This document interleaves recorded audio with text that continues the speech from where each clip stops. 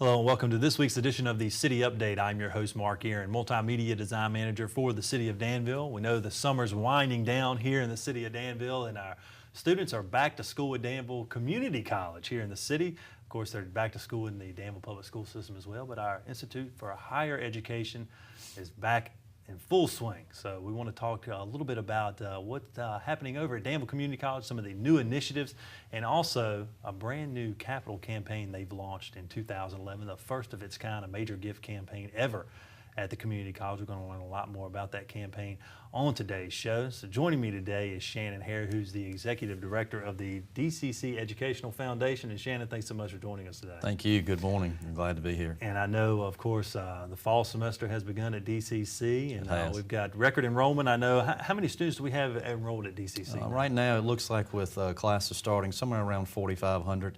It's great enrollment. A lot of young adults on campus, and older. That frequent that campus. Online classes, great energy boost when you see those students back on campus. Absolutely, and we cover a wide range. I know we not only the city of Danville, but we reach out into the region as well. Yeah, we do. Our jurisdiction that makes up our community college is Danville, Pittsylvania County, Halifax, and even the northern end of Caswell County. Right. Great draw. And I know really a rock here in the community has been a part of our community for, gosh, over 100 years. Is that right? I mean, That's the roots exactly go right. back into the 1800s. That is exactly right. And I know a really important aspect of the city of Danville, Pittsylvania County, Caswell County, as you mentioned. And that leads me right into, I guess, the capital campaign, the goal campaign that you have launched this year, the Power of One. Exactly. And tell me a little bit about that. And it exemplifies itself, the power of one. One student, $1, one leadership in this community. This is a community outreach type campaign where we are trying to fill the void of state budget downturns, shortfalls, and a handful of years ago, about 80% of our budgetary line items came from the state. Today, it's less than 60%. Wow. So this $7 million ask, though it seems expensive and high, it is a very modest approach with trying to fill the voids of our programs and our professional development. Looking at workforce development. Again, you made the comment that we are a rock. We are. I mean, we're a foundation for this community with our services and our students, economic development, and this campaign helps promote that. So it just takes $1 at a time, one student at a time, one ask at a time to make this a success. Now tell me a little bit about, you talked about budget cuts down about 20%. How do you all make up that other 40% that you've lost? We work a little bit harder, right? And we diversify programs and ask the most out of our staff. We cuts that allow programs that no longer existed or no longer using the ability as before. Then they were discontinued. Where you have some programs like our nursing program that is, shooting for the star and increasing enrollment. Same thing with our dental hygiene program. Hence why we created and built a $10 million foundation hall health sciences building. So it's a give and take in this society, and with these budget issues, you've got to think a little bit outside the box. Right. And Dr. Ramsey has done a fantastic job with hiring the right staff, replacing the right staff, and filling that void, and asking all of us just to do a little bit more. And tell us a little bit about Foundation Hall. As we all know, a couple of years ago, I had the grand opening, and you mentioned very successful programs taking place within the walls. Exactly. We on the corner of Kemper and South Main, where the tennis courts were. Just an add-on. We still have those tennis courts, but they've been relocated behind the Taylor Building. So please come out and play those. They have lights now. But Foundation Hall is a 27,000 square foot facility, 2 stories. Again, a gift from Danville Regional Foundation. Probably could not have done this. Private monies, no state monies whatsoever. Also with the Tobacco Commission looking at equipment money, but we were able to house our nursing program, our dental hygiene program, in addition to our phlebotomy classes, our pharmacy tech classes, online classes through the continuing studies at University of Richmond. Have a beautiful auditorium that Dr. Silverman's family saw fit to make available. Right. Just a great facility for our students. And you touched on a partnership with the University of Richmond. I know you all partner with a lot of universities in and around the state. Can you touch on that a little bit? Yeah, we do. Over the last few decades, we've had great relationships, one being with Old Dominion through the TeleTechNet. That was pre-online classes. I was a benefit of that. I went through and received my civil engineering degree there. And then we've also got University of Richmond. We look for opportunities to help promote our programs, but in addition to theirs as well. So there's an easy access to those studies, and those students can leave the community college and go to just about anywhere in the state and continue their education. And tell me a little bit about the associate degree that you receive, a 2-year schooling here at DCC. Can you explain that for our viewers? Exactly. Yeah, you've either got one of two options. We've got certificate programs, we have diploma programs, and we have associate degrees in applied science. That's on the nursing side. The brand new curriculum that was created is an applied associate degree in applied science and registered nursing. Okay. And we just graduated our first 13, looking at an increase of over double for this year, 2011, close to 30 new students, and possibly looking at 60 next year. So that helps with our head count, that helps with the program, and it makes you realize, and again, it highlights the need for the hospital and our other facilities with nursing home and home health care, that these nurses are in demand. And I wanted to touch on the partnership with Danville Regional Medical Center, the use of the state-of-the-art facility at Foundation Hall, but they also get to go to Danville Regional Medical Center with use of that partnership. Exactly. Last fall upon my hiring, one of my original initiatives and goals was to sit down with Eric Deaton and just talk to him about this long history that the community college has had with Danville Regional, dating back decades. And it took about 8 to 9 months to pull it together, where they graciously have given the community college, beginning in 2012, a $500,000 grant that will create 60 scholarships over that 5-year period, 12 scholarships per year. And those students that will receive that scholarship will have direct means of employment at the hospital. And the hospital has even said, Shannon, if we don't have those jobs, then we're going to forgive that loan, that scholarship, and they can go anywhere else they want to. So, I mean, it is a win-win for the hospital. It's a win-win for the college, and even more important, it's a win-win for those students. Absolutely, and a win-win for the community, because we're keeping those individuals right here in the city of Danville. Exactly. And I applaud Eric for that initiative, and Life Points Foundation for helping that come into place. And let's talk a little bit about the Small Business Development Center that's moving over to DCC. That made headlines a couple of weeks ago, and they're going into a new facility, Enterprise Center, that you all have formed there. Yeah, with again, budget cuts and issues of in-kind, there appears that Longwood Business Development Center will be leaving the Small Business Development Center in the county, the incubator as we all know it, and moving into our free Enterprise Center that was another special donation, special commitment by the Barkhausers, Mr. and Mrs. Richard Barkhauser. We created an opportunity through his vision, being an entrepreneur, being a small business leader, that we needed a think tank on campus. So we were able to convert the former boardroom, the Eastwood room as so many people remember, and created a small library for these entrepreneurs on campus, an office and space with smart boards, laptops, again, an area that can grow and allow these entrepreneurs on campus to really invest in their business plan and be able to have the business department, individuals like Dr. Decker and his staff. And it's amazing to see it come together.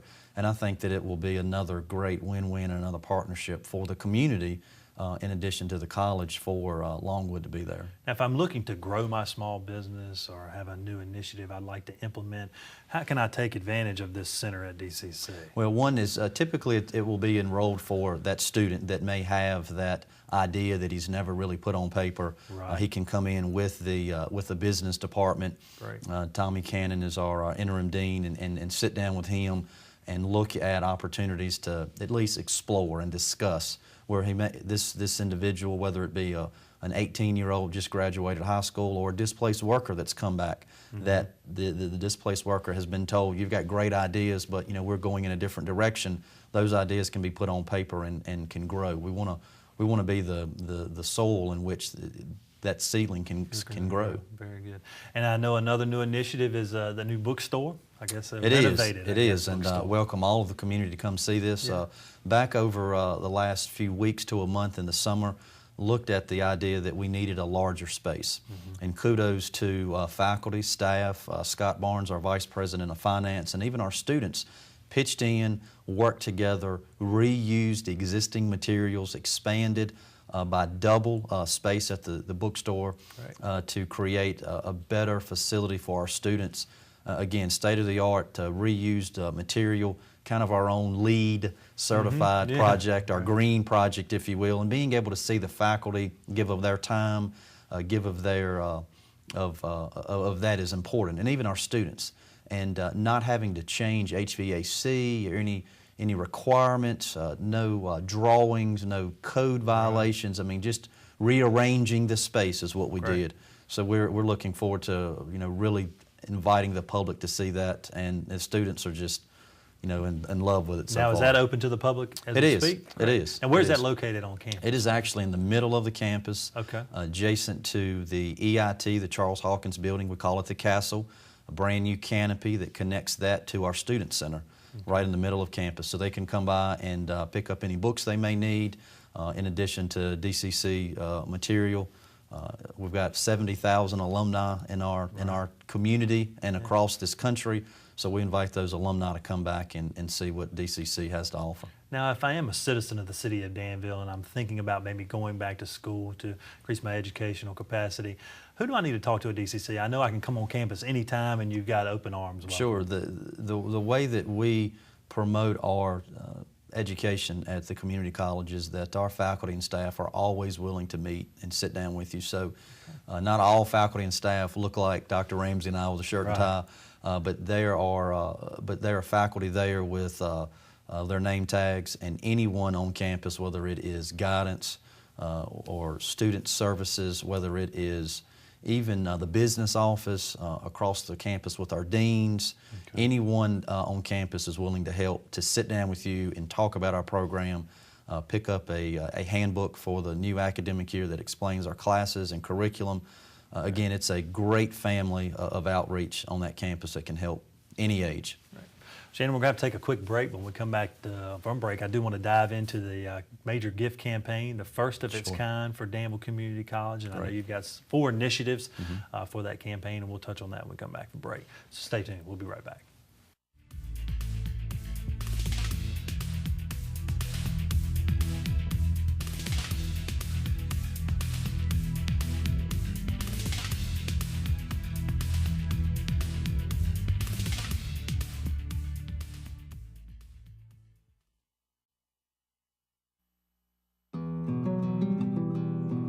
These are the children who had no chance. They're known as Brazil's street kids. They wander the streets dying by the thousands from drugs, AIDS, and bullets. Most of them have been abandoned, left to survive on their own. These children needed a place to go. I had to do something. So I brought it up at Rotary. People heard about what we were doing and asked how they could help. Together, we raised funds to give them a home and open the school. They're learning a trade. Now hundreds of kids have a family and a future. They're contributing to the community because Rotary believes in making things better for everyone. Rotary is making a difference right now. They have hope. Rotary gives people an opportunity to help.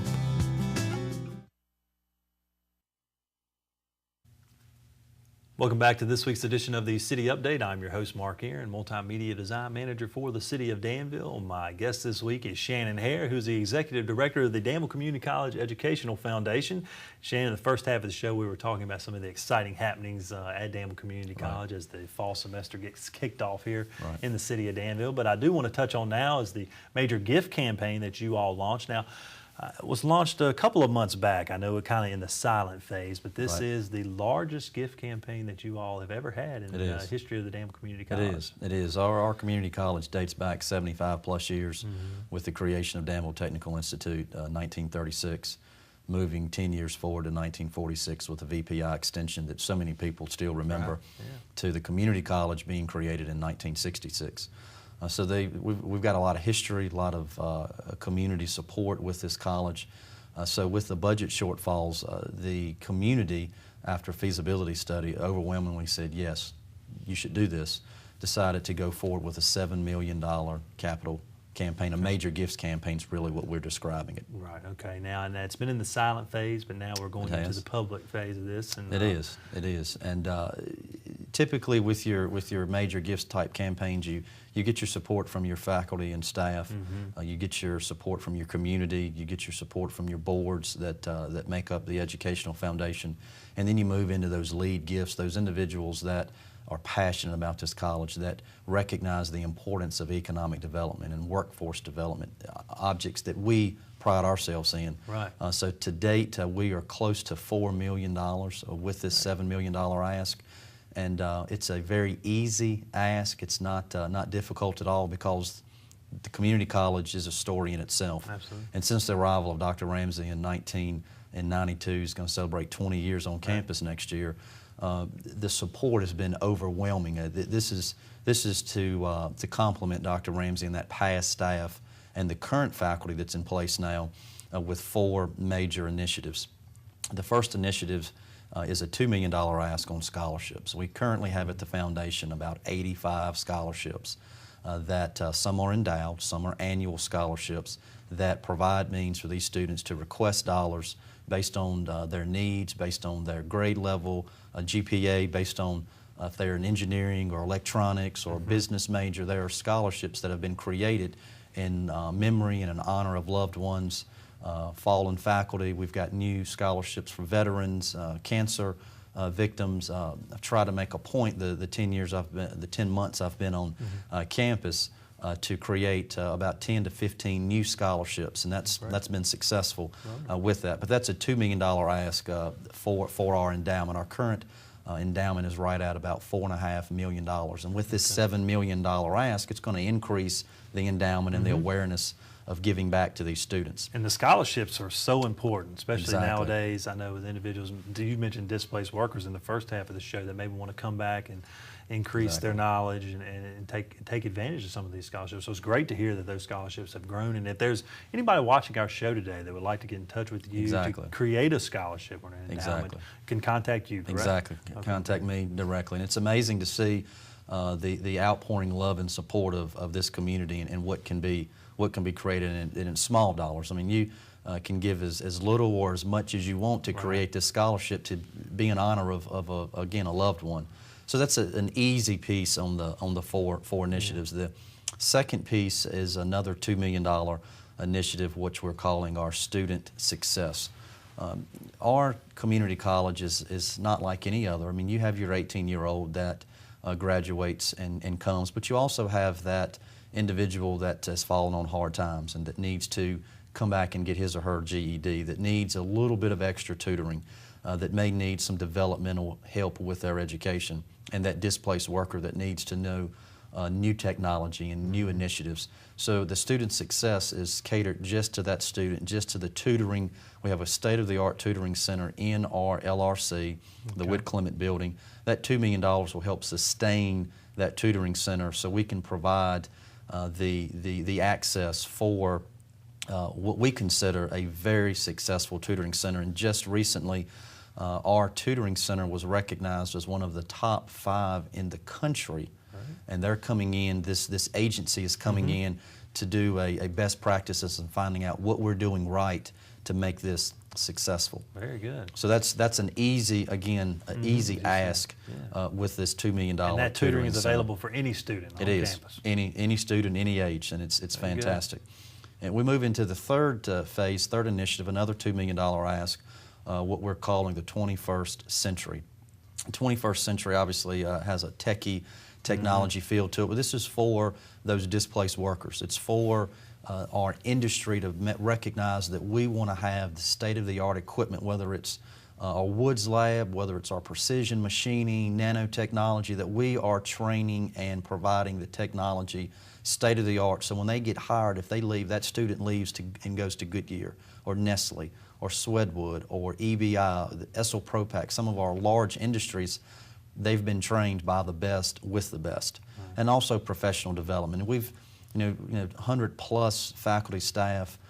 We've got probably a total of over 200 employees with adjuncts as well. That professional development is a need. Obviously, we're not teaching the students today the way they taught me 15 years ago. Yeah. So it's still cutting edge technology. So that 21st century $2 million amount helps that as well. And you mentioned a lot of that technology is housed at your RCAT facility. Can you tell us a little bit about that facility for our viewers who may not be familiar with that out at the Cyber Park? Exactly. It's out at the Cyber Park. It's off of the bypass. It's our regional center for applied technology and training, a 25,000 square foot building that was created specifically for the need of our workforce.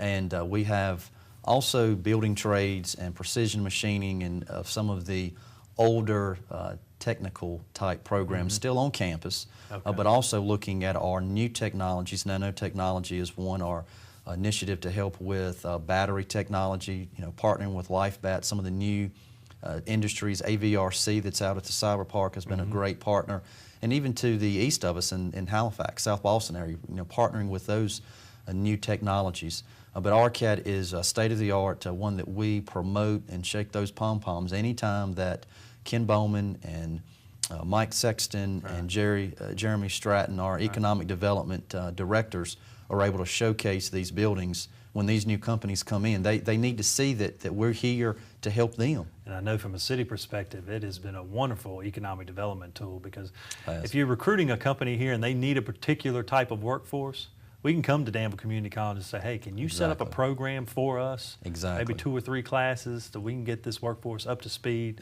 So these individuals can hire them, and you all are always willing and able to do that. And I think it is wonderful to have that component here when it comes to economic development. And Dr. Ramsey has held his hat on looking at those initiatives. Workforce development, economic development is a true passion of his, and all of us on campus recognize that, which brings us into that last $1 million piece, which we call rapid response. And that is to be rapidly responsive to the needs of those businesses, those new industries. So what we offer at the 11th hour, I wouldn't call it an incentive, but it's more of an opportunity for those companies to see that training, and we offer that training. So that $1 million ask helps provide that training as we have given in the past to Swedwood and EBI and Essel Propack. And Essel Propack will even be one to say, we didn't come to Danville without the need and the help and the assistance of Danville Community College. They made the difference for us. And you talk about opportunities, and the more opportunities we can give a prospective client, the better. And it puts us in a great position, I believe. So you have your 4 initiatives. Now, for our viewers sitting at home who may want to give to this campaign, how can they do that, and what ways can they go about doing that? Well, there will be a large media blitz. We're in the midst of that now. There are many ways to give. They can call me at the office. There are obviously dollars and cents and checks that can be given either for greatest need, for scholarship, for initiative that they're passionate about, and even looking at our website. We've launched our website and updated that, looking at different opportunities on how to give. We've got a case for support that's been created that recognizes faculty and staff and people in the community. Our very own Sherman Saunders is in that, being an alumni, and recognizing the need and recognizing and seeing the alumni and making that part of this campaign, but also even plan gifts and bequests and life insurance policies. There are so many different ways, annuity gifts that can be created and given to the college for future use as well. And I know on your website you do a great job of breaking all those ways down, so they can log onto the site at the web address there at the bottom of the screen to find out more information about that. And you touched on the number of alumni, and I thought this was great. Over 70,000 worldwide. It is. It's amazing. We took the approach where if you've taken one class, one 3-credit class at the community college, your family. Yeah. And you may have even taken one right. 3-credit class, Absolutely. so you're considered an Absolutely. alumni. Welcome, Yeah, welcome thank you. home. So, but it's a decision that the foundation made where we want to touch any life that has walked that campus, and we still have individuals in this community that went to DTI. Now, they're a little bit older and you know, a little bit more gray than you and I have, but they remember those times of what the castle meant and the dances and the military activities that took place there to the VPI extension. It's amazing to see those individuals that went to this campus and they still call that home. So that's 70,000. Again, that's a piece of the campaign and initiative of reaching out to those and finding out where they live now and how they could potentially give, because their foundation started right here at the community college. And I know it's been great. My father went to the extension of VPI before he headed to Tech. So I think there's lots of individuals in this community who have been touched by Danville Community College and continue, as we have lifelong learners, as you mentioned, taking a course here or there. Exactly. I know our mayor always preaches lifelong learning. You know, whether you're 60 or 70, I think he even said 80 at the last council meeting. Go back to school and get trained. So, Shannon, we run out of time. But I really appreciate you coming on today's show, sharing some of the new initiatives at the college, and also touching on the campaign. You're off to a great start, and I know of course, you'll reach that goal of 7 million. And we invite any of you all watching at home tonight to log on to the website or give Shannon a call if you have more interest in giving to this capital campaign at Danville Community College. Shannon, thank you so much for joining us. Thank you. And thank you at home for watching. Until next week, have a great day.